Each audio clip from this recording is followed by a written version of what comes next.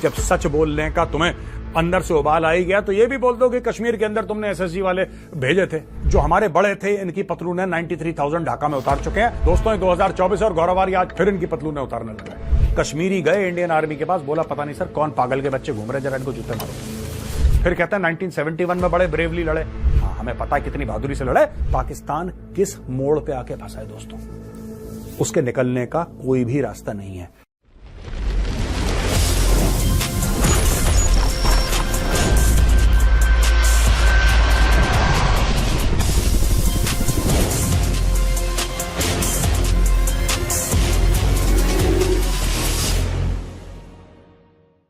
जय हिंद दोस्तों, मैं हूं मेजर गौरवारी और आप देख रहे हैं चाणक्य डायलॉग्स। इस वीडियो को लाइक करिए, हमारे चैनल को सब्सक्राइब करिए, बेल आइकन दबाना बिल्कुल मत भूलिएगा। दोस्तों, जनरल आसिम मुनीर पाकिस्तान के चीफ ऑफ आर्मी स्टाफ ने यह कबूल लिया है कि कारगिल में पाकिस्तानी फौज मुलविस थी। हमें तो पता ही था, भारतीय सेना ने तो इनके फौजियों को दफनाया है, वहां पर नमाज जनाजा पढ़वाई है, गार्ड ऑफ ऑनर दिया है।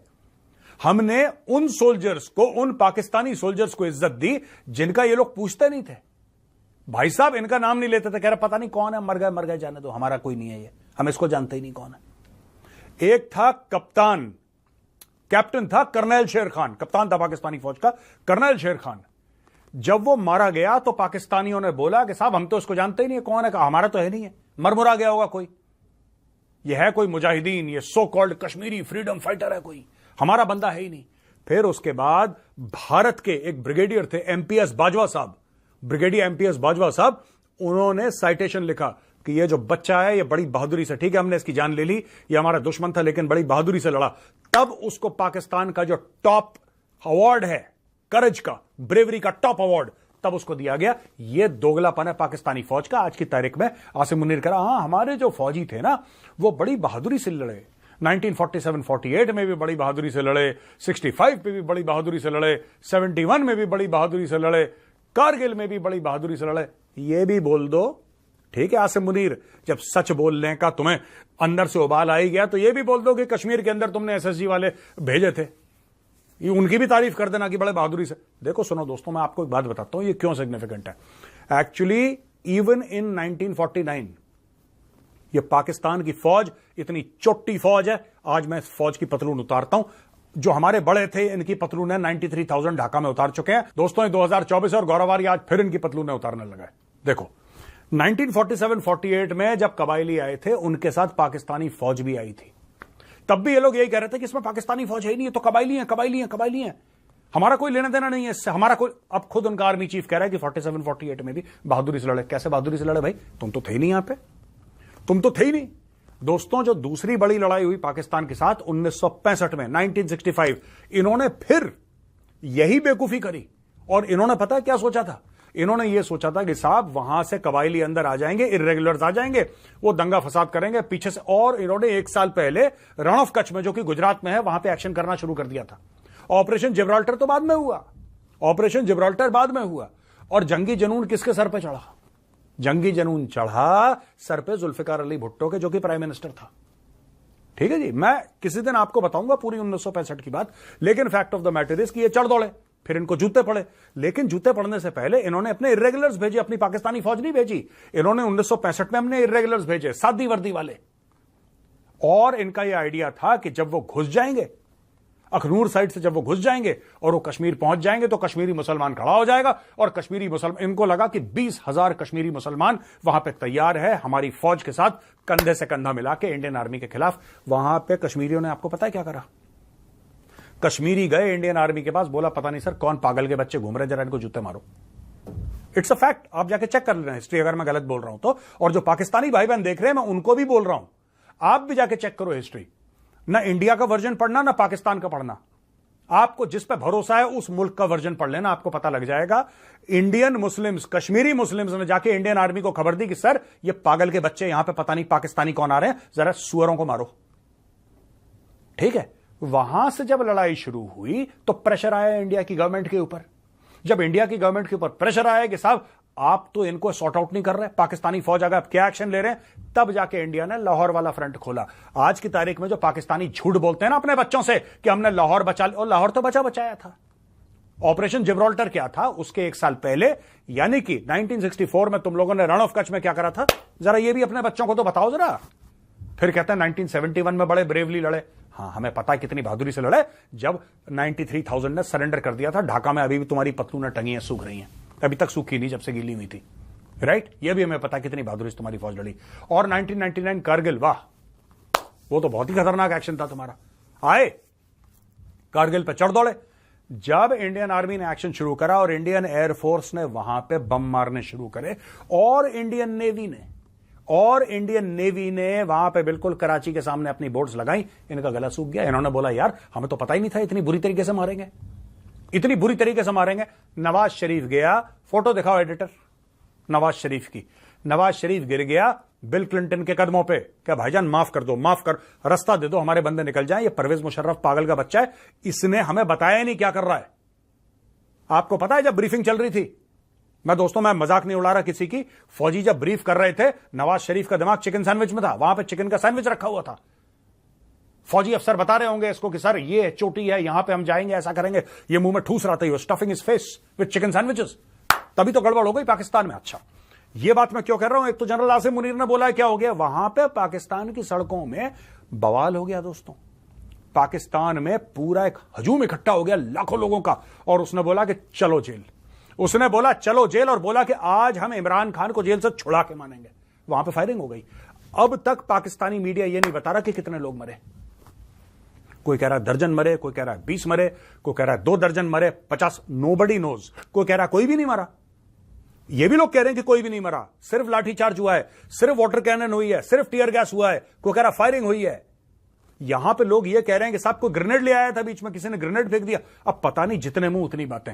लेकिन fact of the matter is कि इस फौज को, यानी कि जनरल आसिम मुनीर की फौज को यह नहीं पता कि इमरान खान जैसे बंदे का क्या करना है। और दोस्तों अब मैं आपको एनालाइज करके बताऊंगा कि पाकिस्तान में हो क्या रहा है। ये तो जो घटना थी घट गई 1-2 दिन पहले यार, ये तो कल की घटना है प्रोटेस्ट की, और उसके पहले की घटना है जब उसने बोला कि साहब हमारे फौजी तो बड़ी बहादुरी से लड़े, बड़ी वीरता से लड़े, ये सब कारगिल का नाम लिया, 48, 49, 47 का, वो सब ठीक है यार, वो अलग मैटर है। अब मैं आपको बताता हूं दोस्तों, ऐसी बात है। अब जियो पॉलिटिक्स पे आ जाते हैं, ठीक है ना।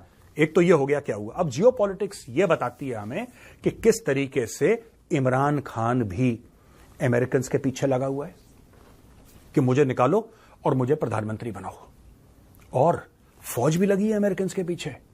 दोस्तों यह भी सच्चाई है, आज की तारीख में जो पाकिस्तान की आर्मी है, पाकिस्तान की आर्मी बैलेंसिंग एक्ट कर रही है चाइनीज और अमेरिकन के बीच में। और उनको एक बात तय पता है बिल्कुल, दे नो फॉर श्योर 100% कि जितने भी मल्टीलैटरल लेंडिंग एजेंसीज हैं, चाहे वो वर्ल्ड बैंक हो, ठीक है जी, चाहे वो IMF हो, ये सारी की सारी अमेरिकन कंट्रोल है। चाइना के पास एक नहीं है ऐसी। हां, चाइना अपने बैंक से बोल के लोन दिलवा सकता है, ठीक है, चाइना खुद पैसे दे सकता है, लेकिन चाइना देता है बड़े मोटे ब्याज पे। पाकिस्तान की रीढ़ की हड्डी टूट जाएगी उसके पैसे वापस करते करते। और यहां पे IMF है, IMF 24वीं बार पाकिस्तान को पैसा दे रहा है, और पिछले 23वीं बार जो दिया, पाकिस्तान ने मुंह पहुंचा, हाथ वाथ झाड़ा, बोला थैंक यू वेरी मच यार, अच्छा लगा। डकार मारी पाकिस्तान ने, कहानी खत्म हो गई, या डकार भी नहीं मारी होगी, राइट। अब देखो पाकिस्तान के लिए मजबूरी बन गया दोस्तों ये सब। ये जो आप देख रहे हैं ना, ये जब सीन्स आप देख रहे हैं अपने स्क्रीन पे इस वक्त, किस तरीके से भीड़ उमड़ के आई है, किस तरीके से वहां पे बिल्कुल हाय तौबा मची हुई है। ये क्या हो रहा है, ये हो रहा है दोस्तों, मैं आपको बताता हूं। दोस्तों टोटल स्टोरी ये है कि जब इमरान खान को हटाया गया और शहबाज शरीफ को बनाया गया, तो शहबाज शरीफ कटोरा लेके पहुंच गया चाइना, और चाइना का चूरन इसने चख लिया। शहबाज शरीफ चाहता है कि China Pakistan economic corridor activate हो जाए। चाइना पाकिस्तान इकोनॉमिक कॉरिडोर बंद करवाई थी इमरान खान नियाजी ने। यह बात तो हर एक पाकिस्तानी मानेगा कि इमरान खान ने बोला कि कागज दिखाओ भाई, चाइना पाकिस्तान इकोनॉमिक कॉरिडोर के कागज दिखाओ और यह प्रूव करो कि यह पाकिस्तान के फायदे में है कि नुकसान में है। उसने यह बोला, और इमरान खान कभी भी चाइना पाकिस्तान इकोनॉमिक कॉरिडोर के खिलाफ नहीं था दोस्तों। He was never against China Pakistan economic corridor. वो सिर्फ ये कह रहा था कि ये पाकिस्तान के मफाद में है कि पाकिस्तान के नुकसान में है, ये मुझे समझा दो, कागज दिखाओ। फौज ने, पाकिस्तानी फौज ने इमरान खान को कागज दिखाने से मना कर दिया। जब उसने इंसिस्ट करा, जब वो पीछे पड़ गया कि मैं देश का प्रधानमंत्री हूं यार, तो मुझे भी कागज नहीं दिखा सकते, तब यह मरे मन से लाए कागज। ये मरे मन से लाए कागज जब इमरान खान ने देखे चाइना पाकिस्तान इकोनॉमिक कॉरिडोर के कागज, इमरान खान के होश फाख्ता हो गए। इमरान खान ने उसमें चाबी लगवा दी चाबी लगवा दी, चीन का बन गया दुश्मन। जब चीन का बन गया दुश्मन तो चीन ने उसको फड़का दिया, राइट। अच्छा, इसमें आता है अमेरिका का मामला। बीच में अमेरिका मांगता है ड्रोन बेसिस। जब ड्रोन बेसिस मांगता है अमेरिका उससे और इमरान खान मना कर देता है ड्रोन बेसिस के लिए, तो यह कह देता है एब्सोल्युटली नॉट। अच्छा, इमरान खान के मन में यह बात थी, कई लोगों ने यह सोचा कि चाइना का एजेंट है, कई लोगों ने यह भी समझा कि यह अमेरिका का एजेंट है, क्योंकि कभी यह काम ऐसे करता था कि चाइना के मफाद में हो, कभी काम ऐसे करता था जो कि अमेरिका के फायदे में हो। लेकिन दोस्तों, इसने ही manage to upset both of them. Imran Khan ने चीन के खिलाफ भी कुछ काम करे और अमेरिका के खिलाफ भी कुछ काम करे, बहरहाल उसकी गद्दी चली गई, वो जेल में है। आज की तारीख में पाकिस्तान तहरीक इंसाफ मोटे पैसे खर्च कर रहा है अमेरिका में लॉबिंग के ऊपर। हजारों डॉलर हर महीने खर्च किए जाते हैं पाकिस्तान तहरीक इंसाफ के फंड से, और वहां पे लॉबिंग की जाती है कि इमरान को निकालो, इमरान को निकालो। एक और चीज है, वो ऑक्सफोर्ड का चांसलर बनेगा, वो हम आपको बता ही चुके हैं पहले, बहुत पहले हमने खबर कवर करी थी और दो बार कवर करी थी कि ऑक्सफोर्ड का उसको चांसलर बनाने का, कि वो चुनाव में खड़ा हो जाए। एक बार वो ऑक्सफोर्ड का चांसलर बन जाएगा तो दुनिया के सामने खबर आ जाएगी कि ऑक्सफोर्ड का चांसलर जेल में, जेल में भाई, उसको निकालो जेल से। और प्रेशर बन जाएगा पाकिस्तानी सरकार और पाकिस्तानी फौज के ऊपर। वहां पे पाकिस्तानी आर्मी क्या कर रही है दोस्तों, ये आपको समझने की जरूरत है। वहां पे पाकिस्तानी आर्मी बैलेंस करने की कोशिश कर रही है between China and America, right. जैसा मैंने बोला, वो भली भांति इस चीज से परिचित है कि पैसे अब चाइना से ज्यादा नहीं आने वाले। जो पैसे आएंगे वो अमेरिका बहादुर से आएंगे। अमेरिका ऐसे दे या ऐसे पकड़े नाक, पैसे अमेरिका ही देगा। कैसे देगा अमेरिका पैसे? अमेरिका इस तरीके से पैसे देगा, कभी आईएमएफ से लोन दिलवा दिया, ठीक है जी, कभी अमेरिका ने वर्ल्ड बैंक को बोला कि यार देखो 1-2 बिलियन दे दो इनको। इसी प्रकार से दाएं बाएं अमेरिका पैसे देता रहेगा। अब आप सोचिएगा पाकिस्तान किस मोड़ पे आके फंसा है दोस्तों, उसके निकलने का कोई भी रास्ता नहीं है। ये जो पूरा कह रहा है ना आसिम मुनीर कि ये हो गया, सितंबर का महीना है, 1965 की लड़ाई और यौम दिफा और फलाना ढिमका, ये सारा का सारा ये क्या झूठ है? ये है पब्लिक का मोराल रेज करने की बात।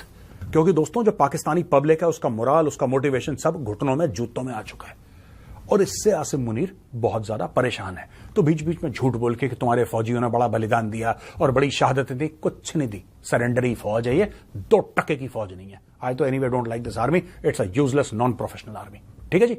अब आखिरी चीज, इमरान खान का मैटर क्या है? ये मैटर और बढ़ेगा दोस्तों।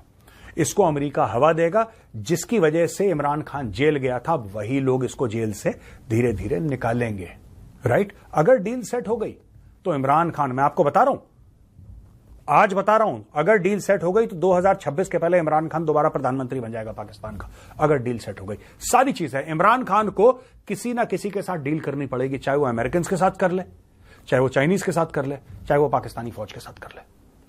और पाकिस्तानी फौज इस डील में किसी के साथ भी डील करेगा, वो बिचौलिया पाकिस्तानी आर्मी बनेगी।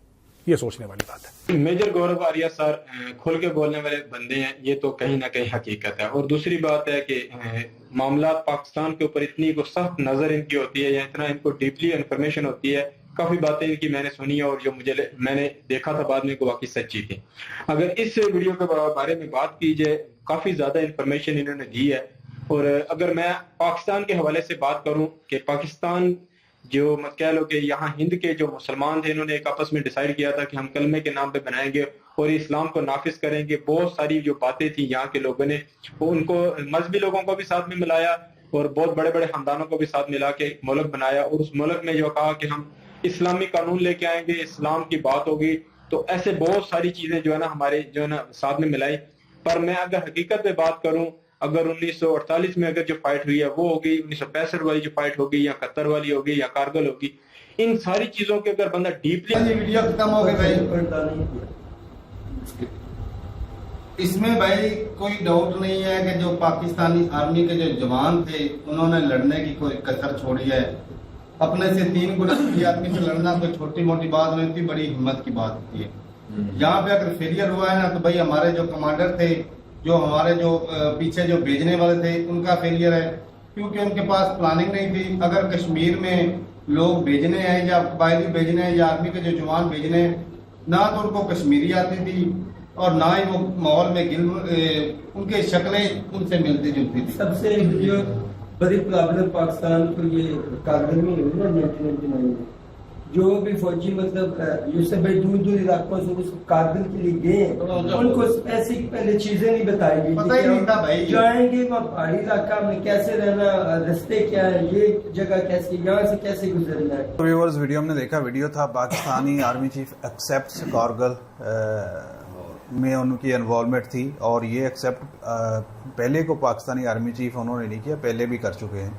हाँ, जब ये मामला चालू था उस वक़्त ये कहा जा रहा था कि कोई मुजाहिदीन हैं जो वहाँ पे कारगिल की जो पहाड़ियों पर हैं, जब दोनों तरफ से फ़ौजें उतर जाती हैं और उन्होंने कब्ज़ा वहाँ पे कर रखा है। जब इंडियन आर्मी वापस लौटी तब उन पर एक हमला किया गया और बहुत सारे इंडियन आर्मी के लोगों को मार दिया गया, और बाद में जब उन्होंने ऑपरेशन किया, ये भी काफ़ी अंदर तक चले गए थे, तो और फिर इनकी भी लाशें उठाने वाला कोई नहीं था। ये दोनों तरफ से ही हुआ था कि दोनों तरफ की लाशें उठाने वाले एक टाइम पे कोई नहीं थे, जब क्योंकि जब वापसी आती है वो जो यहाँ पे जो होते हैं दिफाई तज्जिया नगार, जो सही सिचुएशन इसकी बताते हैं कि एक ऐसा एरिया है जहाँ बहुत ज़्यादा सर्दी आती है, तो कुछ एरिया बिल्कुल यार, एक काफ़ी ज़्यादा ना इंटरेस्टिंग मेजर साहब की जो वीडियो है ना, क्योंकि एक देखा जाए ना काफ़ी देर से है ना, जब कोई भी चीज़ नहीं मिलती, कोई भी टॉपिक नहीं मिलता, और ऐसे ही लगता है कि अब जो न्यूज़ है ना वो कम हो रही हैं, तो तब या तो हमारे ISPR जो वाले हैं, IS वह जो कर देते हैं अपनी आके कोई कॉन्फ्रेंस कर देते हैं ताकि 2 दिन एक न्यूज़ बन जाए लोगों की, कुछ हमारे ऊपर बोल लें, और जब देखते हैं कि उनकी बात नहीं बनती तो तब हमारे बड़े साहब आ जाते हैं, वो आकर बात कर देते हैं। जैसे अब उन्होंने आकर यही बात बोल दिया कि हम देख लो कि एक इतनी अजीम फौज है कि इतनी जंगें हुई हैं तो कभी भी हमने पाकिस्तान का नाम नीचे नहीं लगने दिया, जो भी है हम आगे बहुत ऊपर तक लेकर गए, और कोई भी अगर दुश्मन बोला है तो हमने उनको एक अच्छे से जवाब दिया है। मतलब ये वाली अभी जो लास्ट है ना, उन्होंने खत्म, खतरनाक वीडियो थी तो वीडियो खत्म हो गई। मेजर साहब ने अपना जो बोलने का अंदाज है उनका क्या तबंग अंदाज है। देखें कि कारगिल वार की अगर बात करें तो ये कह रहे हैं कि एक्सेप्ट कर लिया पाकिस्तान आर्मी ने, तो इनसे इनकार कब किया था ये कारगिल वार से? ये तो जनरल उस वक्त जनरल परवेज मुशर्रफ थे, आई थिंक वही थे मुझे लगता है, तो उन्होंने ये शुरू मतलब के लड़ी थी इंडिया के खिलाफ कारगिल में। तो इससे मैं तो ये चाहूँगा कि पाकिस्तान ने इस जो है मुंह कब फेरा, पाकिस्तान ने कब कहा कि हमने नहीं, पाकिस्तान आर्मी ने नहीं लड़ी, पाकिस्तान आर्मी ने भाई लड़ी, और एक्सेप्ट करने वाली इसमें क्या बात है। हाँ, ये हो सकता है कि जो मेजर अपना जो जनरल आसिम मुनीर है उसने ये कहा कि वो हमारे जो सोल्जर थे वो बहादुरी से लड़े थे, या कह लें कि उनकी हौसला अफजाई के लिए कुछ उन्होंने तारीफ की।